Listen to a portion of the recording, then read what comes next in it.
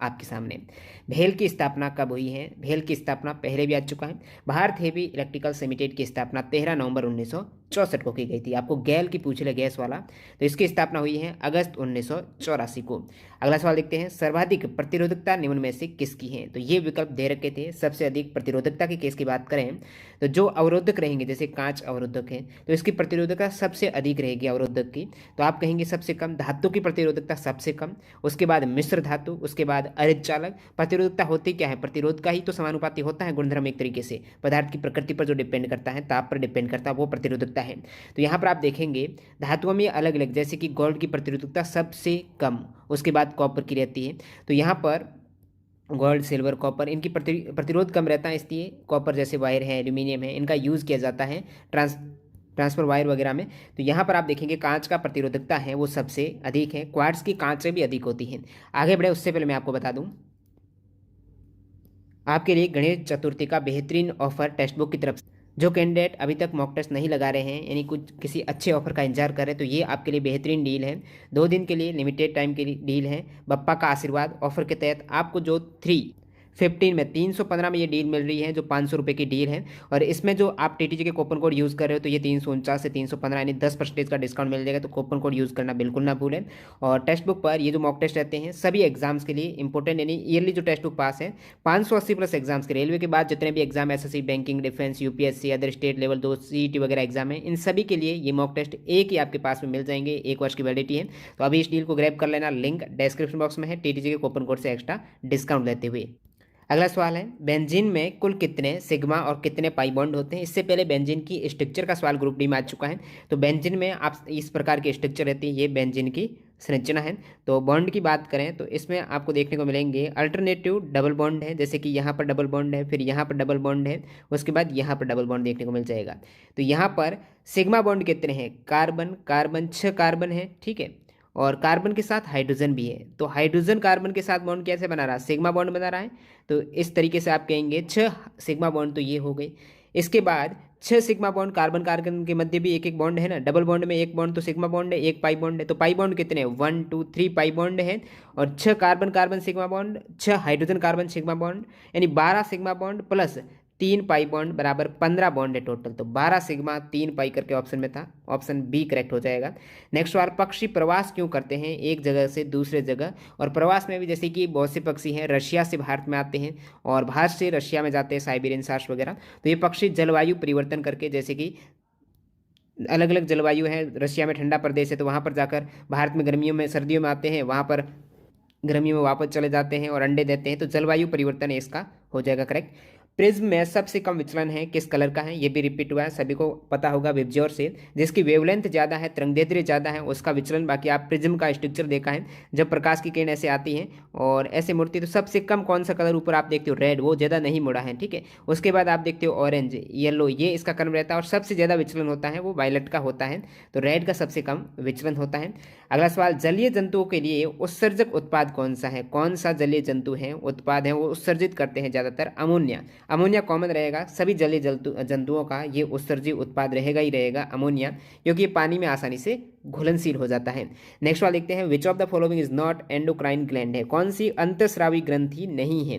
तो इनमें से ऑप्शन आप देख पा रहे हो, स्लेवरी ग्लैंड, स्लेवरी जो लार ग्रंथियां रहती हैं वो अंतःस्रावी ग्रंथियां नहीं हैं। तो अंतःस्रावी ग्रंथियां कौन सी हैं? हाइपोथैलेमस है, पिट्यूटरी है, थायराइड है, पैराथायराइड है, एड्रिनल है, पीनियल है, ओवरीज है, टेस्टिस है, ये सभी ग्लैंड है अंतःस्रावी ग्रंथियां। Statement based on washing soda पर आधारित स्टेटमेंट था, जिसमें एक तो फॉर्मूला दे रखा था, एक उपयोग के करके था। तो पूछा होगा कोई कौन से एक से अधिक स्टेटमेंट करेक्ट हो पा रहे हैं। वाशिंग सोडा में 10 जल के अणु होते हैं और सोडियम कार्बोनेट इसका फॉर्मूला Na2CO3। और ये किससे प्राप्त कर सकते हो आप? सोडियम क्लोराइड से, नमक से इसको प्राप्त कर सकते हो। और इसके साथ यदि जल के सोडियम कार्बोनेट की रिएक्शन जल से कराएंगे तो आपका सोडियम ये वाशिंग सोडा बन जाएगा। इसके उपयोग में क्या होता है? एक तो इसका उपयोग जल की स्थायी कठोरता को हटाने के लिए होता है, जो विकल्प में दे रखा था, ध्यान रखना, ये इसका एक उपयोग है। घरों में साफ सफाई में होता है और बोरेक्स में इसका उपयोग किया जाता है। कांच, साबुन, कागज उद्योग में भी उपयोग होता है। नेक्स्ट वाला, आर्टिकल 51A में किस संविधान संशोधन के तहत मौलिक कर्तव्य जोड़े गए हैं? तो 42वां कॉन्स्टिट्यूशन अमेंडमेंट 1976 के जरिए मौलिक कर्तव्य 51A में 10 मौलिक कर्तव्य उस समय जोड़े गए हैं और बाद में 11 जोड़ा गया था 2002 में। नेक्स्ट वाला यहाँ पर, न्यूलैंड का अष्टक नियम किस तत्व तक लागू है, ये भी रिपीट हुआ है। न्यूलैंड का अष्टक नियम कैल्शियम तक लागू होता है।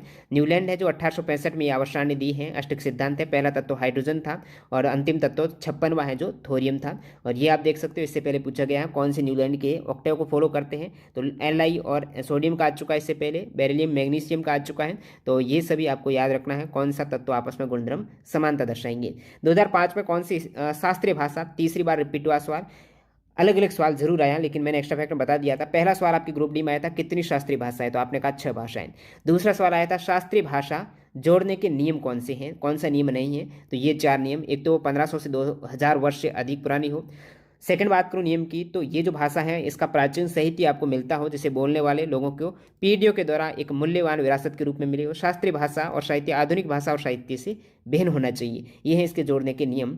और बाकी आने वाले सेट में एक सवाल आपको देखने को मिलेगा कि सबसे लेटेस्ट वाली शास्त्रीय भाषा कौन सी है, जो लास्ट में ऐड हुई है, वो है ओडिया भाषा 2014 में। आपको 2005 की पूछी तो आप कहेंगे संस्कृत, और सबसे पुरानी ये है तमिल। ये सभी आने वाले में मिलने ही वाले हैं। कन्नड़ और तेलुगु 2008 में हुई है, मलयालम 2013 में, ओडिया 2014 में। नेक्स्ट सवाल, पंचमढ़ी बायोस्फीयर रिजर्व कहाँ पर है, सतपुड़ा रेंज मध्य प्रदेश में है पंचमढ़ी। परिवार नियोजन करने के लिए सही स्टेटमेंट आपको इस प्रकार सवाल था कि स्ट्रेस फ्री एनवायरनमेंट है, यानी बिना किसी चिंता का वातावरण पर्यावरण। यूज स्मोक एंड ड्रिंक, तो स्मोक करना, धूम्रपान और शराब सेवन, ये था। यूज प्रोटीन, फूड में प्रोटीन अच्छा है। हेल्थी वेट और बॉडी है, ये सभी परिवार नियोजन में सहायक है। स्मोक एंड ड्रिंक वाला करेक्ट हो जाएगा, तो सहायक नहीं है, इस प्रकार से पूछा होगा। परिवार नियोजन का मतलब है गर्भधारण को, असमय गर्भधारण को कम करके जनसंख्या को एक तरीके से कंट्रोल करना, वो भी एक अच्छे तरीके से। माता का स्वास्थ्य, परिवार की आय, बच्चों के पालन पोषण, इन सभी को ध्यान में रखते हुए ये परिवार नियोजन है। सबसे पहले भारत ने ही 1952 में ये राष्ट्रीय कार्यक्रम स्टार्ट किया है, परिवार नियोजन राष्ट्रीय कार्यक्रम। ये जरूर याद रखना, 1952 में शुरुआत हुई है। बहुत बार रेलवे ने ये सवाल पूछा है आपकी एनटीपीसी में। रात में पेड़ क्या रिलीज करते हैं, रात में आपको पता है फोटोसिंथेसिस नहीं होता है, उस केस में पेड़ है CO2 क्या करेंगे, रिलीज करेंगे। और फोटोसिंथेसिस में क्या होता है, CO2 यूज होता है जल के साथ, इसलिए वो ग्रहण करते हैं। और यहाँ पर CO2 है श्वसन के रूप में। अब श्वसन में आपको पता है पौधे O2 लेते हैं, CO2 त्यागते हैं। तो आप कहेंगे पौधों से हमें ऑक्सीजन कैसे मिलती है, तो वो फोटोसिंथेसिस में जो बाई प्रोडक्ट आपको ऑक्सीजन देखने को मिलता है ना, वही ऑक्सीजन ज़्यादा होती है पौधे जो ग्रहण करते हैं उससे। मधुमेह रोग किसकी कमी से होता है, मधुमेह रोग होता है इंसुलिन हार्मोन की कमी से, इंसुलिन की कमी से, या फिर उच्च रक्त शर्करा। अब शर्करा का मतलब क्या हो गया, शरीर में ग्लूकोज की मात्रा बढ़ रही है, कार्बोहाइड्रेट शर्करा होती है, ग्लूकोज की मात्रा बढ़ जाती है। ग्लूकोज आप कहेंगे एनर्जी बढ़ जाएगी, भाई ग्लूकोज बढ़ रहा है तो शरीर को एनर्जी मिलेगी, तो फिर दिक्कत क्या है, दिक्कत ये है डायरेक्टली ग्लूकोज से थोड़ी एनर्जी मिलती है, उसको तोड़ने से, उसका पाचन करने से मिलती है। अब ग्लूकोज का पाचन कौन करता है, तो वो करता है इंसुलिन। अब शरीर में जब इंसुलिन नहीं रहेगा तो ग्लूकोज एनर्जी में कन्वर्ट ही नहीं हो पाएगा, तो इसलिए इंसुलिन का स्रावण होना बहुत ज़्यादा जरूरी है। तो इंसुलिन किससे निकलता है, पैंक्रियाज से, अग्नाशय ग्रंथि के द्वारा स्रावित होता है। और जब इंसुलिन हार्मोन कम हो जाता है तो वहाँ पर ग्लूकोज से एनर्जी कन्वर्ट हो ही नहीं पाएगी, इसलिए इंसुलिन का जो डायबिटीज़ के रोग मरीज हैं उनको इंसुलिन का टीका दिया जाता है ताकि ग्लूकोज कन्वर्ट हो जाए एनर्जी में। The largest cell measuring is the egg of an ostrich, यानी जो सबसे बड़ी कोशिका आपको पता है शुतुरमुर्ग के अंडे की, लेकिन पूछ रहे हैं उसकी साइज क्या है, उसकी साइज है 130 से 170 mm इसकी साइज हो जाएगी। नमक आंदोलन को किस नाम से जाना जाता है, तो दांडी मार्च आप इसे कह सकते हो। 12 मार्च 1930 को शुरुआत हुई। यदि इस प्रकार पूछा है कि नमक आंदोलन के जस्ट बाद कौन सा आंदोलन हुआ, तो सविनय अवज्ञा आंदोलन है। नमक कानून को भंग किया गया, नमक कानून का उल्लंघन नहीं किया गया, उसकी अवज्ञा की गई, यानी कोई भी नमक बना सकता है। तो 6 अप्रैल 1930 को जो सविनय अवज्ञा नहीं था दांडी मार्च, तो आप सविनय अवज्ञा करेक्ट कर सकते थे। और दांडी मार्च की शुरुआत 12 मार्च 1930 से 6 अप्रैल 1930 तक रही है। कहाँ से शुरू हुई थी, तो साबरमती आश्रम से। समुद्र तटीय गांव दांडी कहाँ पर है, नवसारी में है। इससे ग्रुप डी 2018 में सवाल आया था, दांडी कहाँ पर है, किस जिले में है, गुजरात के। और यहाँ पर नमक हाथ में लेकर नमक विरोधी कानून भंग किया था महात्मा गांधी जी ने। 78 लोग चले थे इस पैदल मार्च में। और कितने माइल्स की ये डिस्टेंस कवर की थी इन्होंने, 385 किलोमीटर, 240 माइल्स कह सकते हो। इससे भी काफ़ी बार सवाल पूछा जाता है। 24 दिन की यात्रा थी। ये सभी फैक्ट इंपॉर्टेंट है। What happen when Ca reacts with H2SO4, यानी एक्चुअली बाद में कंफर्म किया तो सवाल था कि आपके सल्फ्यूरिक एसिड की कैल्शियम हाइड्रोक्साइड से साक्ट लाइम से आप रिएक्शन कराते हो तो क्या प्रोडक्ट मिलता है, तो कैल्शियम सल्फेट है वो मिल जाएगा, जो कि कम घुलनशील नमक के रूप में रहता है। और साथ ही साथ यहाँ पर जल मिल जाएगा यदि कैल्शियम हाइड्रोक्साइड की रिएक्शन थी सल्फर से। यदि रिएक्शन आपकी कैल्शियम की सल्फ्यूरिक एसिड से थी तो धातु है वो हमेशा आपको पता है अम्ल से रिएक्शन करके हाइड्रोजन गैस मुक्त करती है और ये लवण बन गया कैल्शियम सल्फेट। हाइड्रोजन को कौन सा तत्व विस्थापित कर सकता है? अब ये सवाल में आपको दे रखा था अलग अलग स्टेटमेंट में हाइड्रोजन को कौन सा तत्व विस्थापित कर सकता है। अभिक्रियाशीलता श्रेणी के क्रम के अकॉर्डिंग है, तो तत्वों का नाम आपको दे रखा था। कहीं कोई हाइड्रोजन के ऊपर था, कोई हाइड्रोजन के नीचे था, तो मैं आपको कंसेप्ट बता दूं, कोई भी आ जाए कोई दिक्कत नहीं है। तो यहाँ पर ये अभिक्रियाशीलता क्रम का नीचे का स्तर आ रहा है, यानी सबसे ऊपर से नीचे की ओर आ रहे हो। यानी सबसे अभिक्रियाशील पोटेशियम है, सोडियम है, calcium, magnesium, aluminium, zinc, iron, lead. अब यहाँ पर आपको हाइड्रोजन दिख रहा है, यानी इसके ऊपर के जितने भी एलिमेंट हैं वो हाइड्रोजन को हटा देंगे, नीचे वाले ये नहीं हटा पाएंगे। ऑप्शन में पारद रहेगा, नहीं हटा पाएगा, कॉपर नहीं हटा पाएगा, सिल्वर नहीं हटा पाएगा, गोल्ड नहीं हटा पाएगा। नेक्स्ट वाला, विज्ञान और इंजीनियरिंग के क्षेत्र में पद्मश्री 2022 किस महिला को मिला है? आप कहेंगे भाई पद्मश्री तो 107 जनों को दिया गया है, इतना याद करना कैसे संभव हो पाएगा? तो बिल्कुल है, ये सवाल इस टाइप से पूछा गया है डायरेक्टली। विज्ञान और इंजीनियरिंग के क्षेत्र में पद्मश्री 2022, मैं बताऊं 2022 का जो एनटीपी सीबीटी 2 एग्जाम हुआ था, सेम डिट्टो सवाल ये आया था। जिन भी कैंडिडेट ने देखा होगा उन्होंने इसको करेक्ट कर दिया होगा।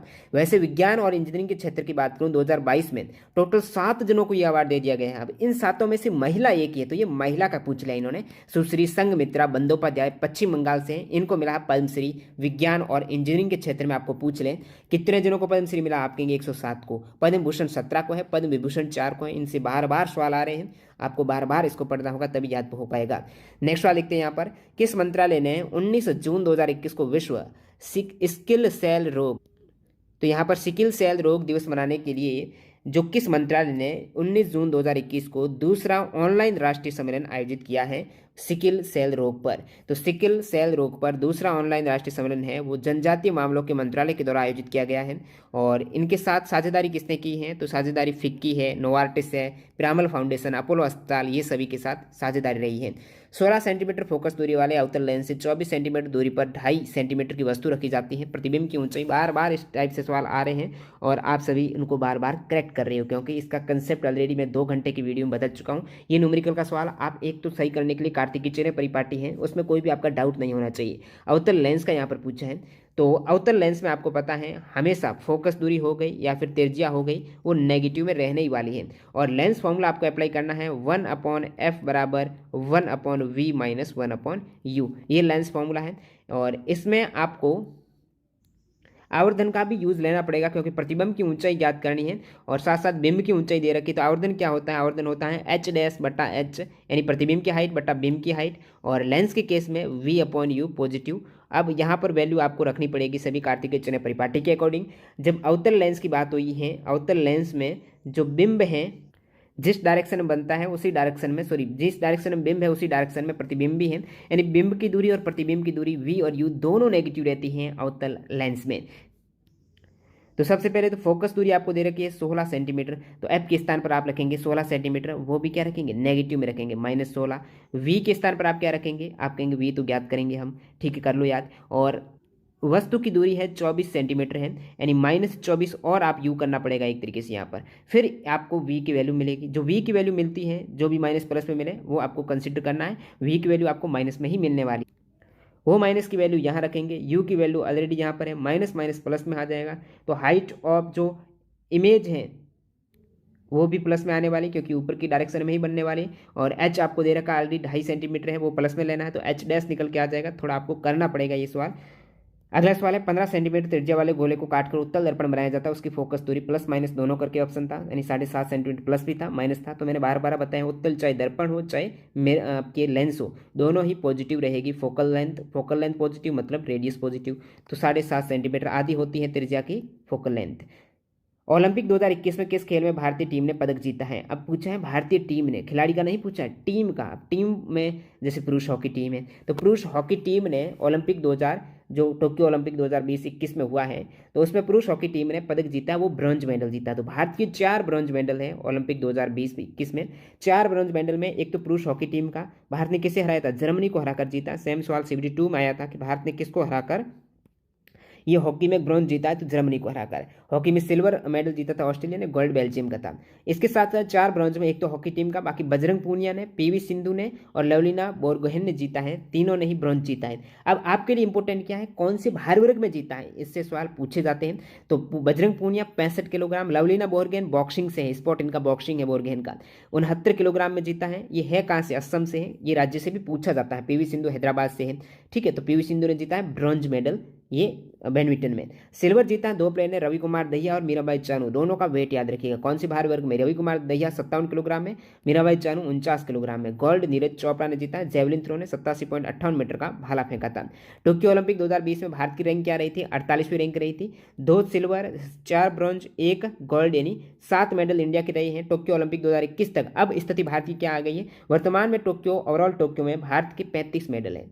35 में 10 गोल्ड, 9 सिल्वर, 16 ब्रॉन्ज है। ये भी आपको फैक्ट याद रखना है। टोक्यो ओलंपिक 2020 का स्पेसिफिक मोटो था यूनाइटेड बाई इमोशन, और 2020 का ओलंपिक शुभंकर है वो है मेरिटोवा।